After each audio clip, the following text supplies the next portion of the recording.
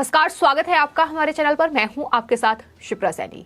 केंद्रीय गृह मंत्री अमित शाह जम्मू कश्मीर के 3 दिवसीय दौरे पर हैं, लेकिन उनके दौरे से महबूब मुफ्ती फारूक अब्दुल्ला जैसे नेता तिलमिलाए हुए हैं। महबूब मुफ्ती ने ये कहा है कि केंद्रीय गृह मंत्री अमित शाह के दौरे से पहले जम्मू कश्मीर में 700 लोगों को डिटेन किया गया है। कई लोगों को कश्मीर से बाहर जेलों में भेज दिया गया है। अंतर्राष्ट्रीय उड़ानों और मेडिकल कॉलेज का उद्घाटन महबूब मुफ्ती ने दिखावटी बनाया है। लेकिन वहीं आपको बता दें, फारूक अब्दुल्ला अभी भी पाकिस्तान का राग अलाप रहे हैं। उन्होंने कहा है कि दरअसल पाकिस्तान से बातचीत किए बिना हम शांति से नहीं रह सकते हैं। तो ये है महबूब मुफ्ती और फारूक अब्दुल्ला की तिलमिलाहट जो लगातार देखने को मिल रही है। तो हिंदुस्तान में रहकर चीन और पाकिस्तान का राग अलापने वाली ये तमाम जो सियासी पार्टियां हैं, ये किस तरीके से केंद्रीय गृह मंत्री अमित शाह के जम्मू कश्मीर दौरे से बौखलाई हुई हैं। न सिर्फ महबूब मुफ्ती फारूक अब्दुल्ला कांग्रेस पार्टी, बल्कि इसके अलावा अब शिवसेना के नेता संजय राउत का बयान भी सामने आया है। संजय राउत ये कह रहे हैं कि दरअसल अमित शाह को कुछ दिनों तक कश्मीर में ही रहने दिया जाए। ये उनका बयान सामने आया है। उन्होंने कहा है कि अच्छी बात है अगर जम्मू कश्मीर केंद्रीय गृह मंत्री गए हैं, उन्हें कुछ दिन वहीं रहना चाहिए। अनंतनाग, श्रीनगर, बारामूला, गुलमर्ग के बड़े पैमाने पर दहशतगर्द जो हैं वो वहां दहशतगर्दी फैला रहे हैं। देश के गृह मंत्री वहां जाकर ठहरे तो जरूर आतंकवादियों पर दबाव बढ़ेगा। तो किस तरीके की ये बौखलाहट है, ये साफ तौर पर दिखाई दे रही है कि अमित शाह का ये दौरा जाहिर तौर पर सुरक्षा के मद्देनजर, इसके अलावा क्या एक्शन पाकिस्तान और इन देश विरोधियों पर होना चाहिए, इसको लेकर भी बड़ी मीटिंग केंद्रीय गृह मंत्री अमित शाह ने 3 घंटे की मीटिंग वहां सुरक्षा एजेंसियों के साथ की है। और यही वजह है कि इन लोगों की तिलमिलाहट बढ़ी हुई है। लेकिन वहीं केंद्रीय गृह मंत्री अमित शाह ने जम्मू कश्मीर दौरे पर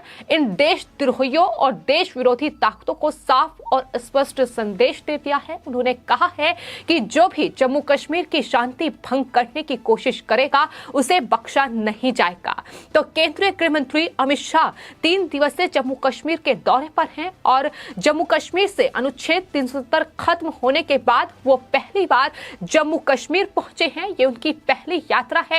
सबसे पहले वो श्रीनगर पहुंचे, वहां उन्होंने एक पुलिस जो शहीद हुए हैं उनसे, उनके परिवार से मुलाकात की। लेकिन आपको बता दें, जम्मू कश्मीर के जो ताजा हालात हैं, दरअसल वहां लगातार अल्पसंख्यकों, खासतौर पर हिंदुओं और सिखों को निशाना बनाया जा रहा है। आतंकवादी उनकी निर्मम हत्या कर रहे हैं। वहीं कश्मीरी पंडितों का पुनर्वास भी महबूब मुफ्ती फारूक अब्दुल्ला और उनके आका पाकिस्तान को रास नहीं आ रहा है। और यही वजह है कि एक बार फिर जम्मू कश्मीर में 90 के दशक वाले हालात बनाने की कोशिश की जा रही है। लेकिन इस बीच केंद्रीय गृह मंत्री अमित शाह जम्मू कश्मीर पहुंच गए हैं और सबसे पहले वो श्रीनगर पहुंचे। उन्होंने देशद्रोहियों को स्पष्ट संदेश दे दिया है कि जम्मू कश्मीर की शांति भंग करने वालों को नहीं बख्शा जाएगा। लेकिन उसके बाद अब महबूब मुफ्ती और फारूक अब्दुल्ला के ट्वीट सामने आए हैं।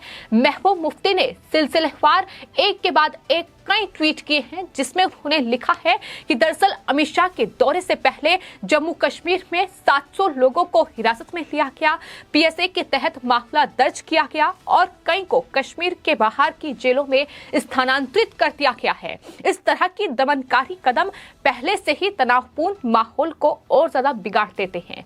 ये महबूब मुफ्ती का ट्वीट है। लेकिन आपको बता दें, जम्मू कश्मीर में जिस तरीके से बीते कुछ दिनों में वहां सिखों और हिंदुओं की निर्मम हत्या हुई है, एनआईए लगातार उस पूरे मामले की जांच कर रही है। और एनआईए ने अलग अलग आतंकी संगठनों के ये लोग हैं जिन्हें डिटेन किया है, जिन्हें हिरासत में लिया गया है। जाहिर तौर पर क्योंकि जम्मू कश्मीर में जिस तरीके से ये माहौल बिगाड़ने की एक बड़ी साजिश रची जा रही है, और ये साजिश कोई और नहीं बल्कि पाकिस्तान के साथ मिलकर महबूब मुफ्ती और फारूक अब्दुल्ला जैसे नेता ही रच रहे हैं। क्योंकि क्योंकि ये लगातार आर्टिकल 370 का विरोध कर रहे थे। उसकी बहाली की बात इनकी तरफ से हर रोज कही गई और आज जब जम्मू कश्मीर के दौरे पर हैं केंद्रीय गृह मंत्री अमित शाह, तो लगातार महबूब मुफ्ती की जो बौखलाहट है वो साफ तौर पर बता रही है कि किस तरीके से महबूब मुफ्ती इस दौरे से तिलमिलाई हुई है।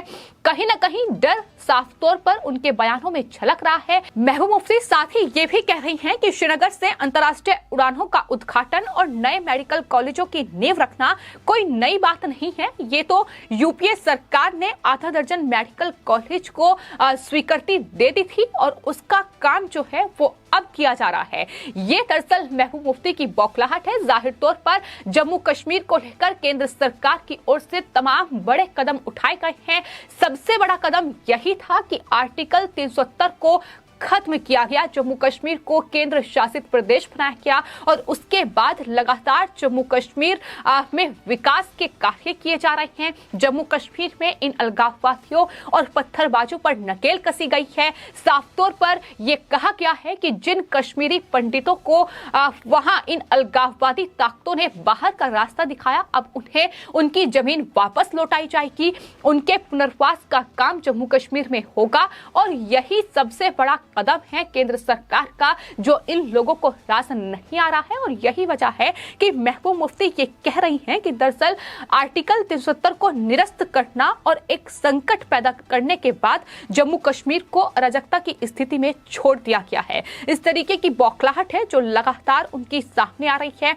उन्होंने ये भी कहा कि यहाँ के लोगों को राहत देने के लिए केंद्र सरकार को असली समस्याओं का समाधान करना चाहिए। महबूब मुफ्ती साथ ही ये भी कह रही हैं कि यह संकट भारत सरकार का बनाया हुआ है और लोगों तक पहुंचने के बजाय उन्होंने दिखावटी विकल्प चुना है। तो आपको यह बता दें कि महबूब मुफ्ती दरअसल उनकी तिलमिलाहट की एक सबसे बड़ी वजह यह है कि महबूब मुफ्ती हो या फिर फारूक अब्दुल्ला हो, वो जम्मू कश्मीर में अभी तक इन अलगाववादी और पत्थरबाजों के दम पर ही अपनी राजनीतिक रोटियां सेकते नजर आए हैं। लेकिन अब चूंकि उन पर लगाम कसी गई है, आतंकी घटनाओं में बेहद कमी जम्मू कश्मीर में आई है और बीते कुछ महीनों में जिस तरीके से ये कश्मीरी पंडितों और जम्मू कश्मीर में अल्पसंख्यकों को निशाना बनाया गया है, वो साफ तौर पर इसलिए क्योंकि केंद्र सरकार की कोशिश ये है कि जो 90 के दशक में हुआ वो जम्मू कश्मीर में दोबारा ना हो। जो लोग बेघर हुए, जिनकी जमीन इन तमाम राजनीतिक पार्टियों ने हड़पी और किस तरीके से वहां अलगाववादियों और पत्थरबाजों ने इन पर कब्जा किया, वो वापस उन्हें लौटाए जाए। जम्मू कश्मीर जो कि स्वर्ग कहा जाता है, जाहिर तौर पर एक बार फिर उसे स्वर्ग बनाने की कोशिश केंद्र सरकार कर रही है और यही वजह है कि महबूब मुफ्ती से लेकर फारूक अब्दुल्ला बौखलाए हुए हैं। एक तरफ महबूब मुफ्ती की ये बौखलाहट, वहीं दूसरी तरफ फारूक अब्दुल्ला ये कह रही हैं कि दरअसल जब तक पाकिस्तान से बातचीत नहीं होगी तब तक कश्मीर पे शांति स्थापित नहीं होगी। तो किस तरीके से खुलेआम पाकिस्तान का समर्थन किया जा रहा है, उस पाकिस्तान का जो लगातार अपनी नापाक साजिश जम्मू कश्मीर में रच रहा है, जो लगातार जम्मू कश्मीर में हमारे जवानों को शहीद कर रहा है, जो लगातार कश्मीरी पंडितों को निशाना बना रहा है। लेकिन फारूक अब्दुल्ला जैसे नेता अभी भी पाकिस्तान का राग अलाप रहे हैं। तो किस तरीके से ये देश विरोधी ताकतें हमारे ही देश के लिए सबसे बड़ा खतरा बन चुकी है, ये साफ तौर पर इनके जो बयान हैं वो बयां कर रहे हैं। इतना ही नहीं, फारूक अब्दुल्ला ने कश्मीरी पंडितों को लेकर भी बड़ा बयान दिया है। फारूक अब्दुल्ला का कहना है कि दरअसल कश्मीरी पंडितों की वापसी के लिए फिलहाल जम्मू कश्मीर में अनुकूल हालात नहीं है। यानी साफ तौर पर ये तमाम देश विरोधी पार्टियां नहीं चाहती हैं कि जम्मू कश्मीर में कश्मीरी पंडितों को उनका घर मिले, वो वापस जम्मू कश्मीर में लौटें। और यही वजह है कि इस तरीके से तमाम जो कहीं ना कहीं बहानेबाजी है ये महबूब मुफ्ती और फारूक अब्दुल्ला की जारी है।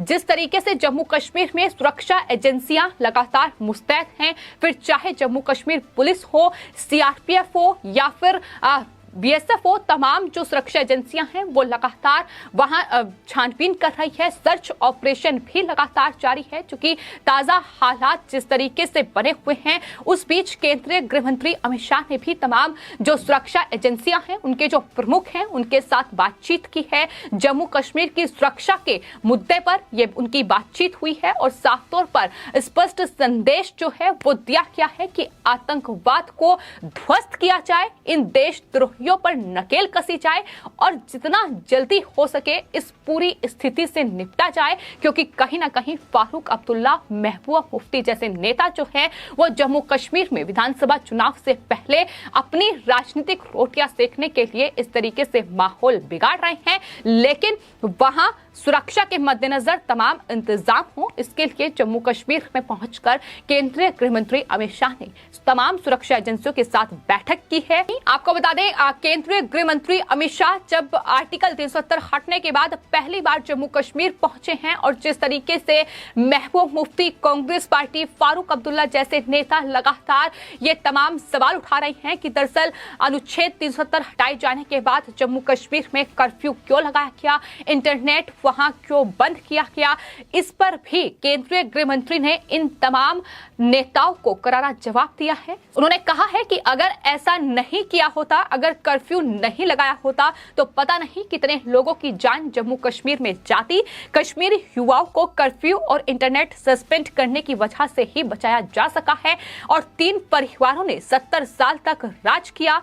क्यों 40,000 लोग तब मारे गए, ये सवाल भी केंद्रीय गृह मंत्री ने पूछा है। जाहिर तौर पर जो जम्मू कश्मीर की क्षेत्रीय पार्टियां हैं, फिर चाहे वो महबूब मुफ्ती की पार्टी हो, महबूब मुफ्ती मुख्यमंत्री रही हैं, इसके अलावा कांग्रेस पार्टी ने राज किया है, उन पर निशाना साफ तौर पर केंद्रीय गृह मंत्री ने साधा है। साथ ही ये भी कहा है कि आर्टिकल 370 खत्म होने के बाद जम्मू कश्मीर में आतंकवाद घटा है, पत्थरबाजों की जो घटनाएं हैं उसमें कमी आई है। और मैं ये साफ तौर पर कहना चाहता हूं कि जो कोई भी जम्मू कश्मीर की शांति भंग करने की कोशिश करेगा उसे बख्शा नहीं जाएगा। ये साफ और स्पष्ट संदेश दे दिया गया है महबूब मुफ्ती और फारूक अब्दुल्ला जैसे नेताओं को, जो हर रोज पाकिस्तान का राग अलापते हैं, पाकिस्तान से डायलॉग की बात करते हैं, उसी पाकिस्तान से जो जम्मू कश्मीर में लगातार अल्पसंख्यकों को निशाना बना रहा है, जो आईडी देखकर लगातार गोली मारी जा रही है, फिर चाहे वो हिंदुओं की हत्या हो या फिर जिस तरीके से हाल ही में 2 टीचर्स को गोली मारकर उनकी हत्या की गई है, आईडी देखकर बाकायदा उन्हें गोली मारी गई है। तो ये घटनाएं हैं जो साफ तौर पर बताती हैं कि किस तरीके से अल्पसंख्यकों को टारगेट किया जा रहा है। तो फिलहाल जम्मू कश्मीर बदल रहा है और जम्मू कश्मीर में परिसीमन की प्रक्रिया शुरू हो चुकी है। अगले साल मार्च तक विधानसभा चुनाव कराने की तैयारी में केंद्र सरकार है, जिसका जिक्र केंद्रीय गृह मंत्री अमित शाह ने भी किया है। उन्हें कहा है कि परिसीमन की प्रक्रिया जो है वो जम्मू कश्मीर में चल रही है और अगले साल मार्च तक विधानसभा चुनाव कराने की बड़ी तैयारी जम्मू कश्मीर में है। और यही वजह है कि इस तरीके के हालात महबूब मुफ्ती, फारूक अब्दुल्ला पाकिस्तान के साथ मिलकर बनाने की कोशिश कर रहे हैं। लेकिन केंद्र सरकार का 2 टूक ये जवाब है कि आतंकवाद के समूल नाश और राष्ट्रद्रोहियों के नेटवर्क को पूरी तरह से ध्वस्त किया जाए। ये साफ तौर पर निर्देश केंद्रीय गृह मंत्री अमित शाह ने तमाम जो सुरक्षा एजेंसियां हैं उन्हें साफ तौर पर दिए हैं और ये कहा है कि जिस तरीके से वहां लगातार माहौल बिगाड़ने की कोशिश की जा रही है, संख्यक हिंदुओं की हत्या हो रही है, स्थानीय युवाओं को धर्मांतरित किया जा रहा है, उनकी मानसिकता जिस तरीके से बदली जा रही है, आतंकी हिंसा की ताजा घटनाओं के बारे में भी उन्होंने अधिकारियों से पूरी स्थिति का जायजा लिया है और साफ तौर पर यह कहा है कि आतंकवाद के इस नेटवर्क को जल्द से जल्द ध्वस्त किया जाए। फिलहाल आपकी इस पूरे मामले पर क्या राय है, हमें कमेंट बॉक्स में जरूर लिखें और चैनल को सब्सक्राइब करें। धन्यवाद।